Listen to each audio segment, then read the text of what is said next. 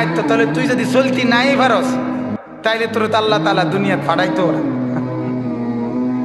সব দইরা আল্লাহর কথা চলতে পারবি দেখেই তো আল্লাহ তোমারে দুনিয়া ফাড়াইছে, ঠিক কিনা বলেন নাকি? আল্লাহ তো বলছে আমি বান্দার উপরে সাধ্যের অতিরিক্ত কিছুই চাপাইয়া দেই নাই, জুলুম আমি করতেই পারি না।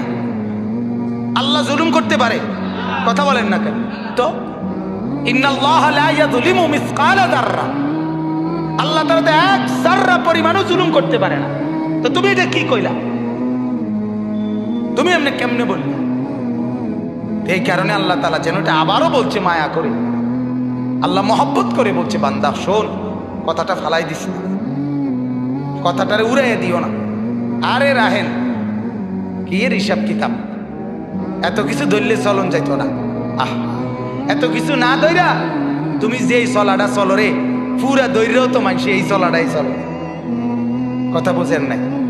আল্লাহকে পুরা বাদ দিয়া, নামাজ রোজা বাদ দিয়া যা কামাই করো শেষ পর্যন্ত বাদ যে দূর খাও, যে বেড়া আল্লাহকে রাজি করে সেজদা করে ভাত খায়, ওই বেড়াও এর দূরে খায়, মানে পেট বরণ পর্যন্ত।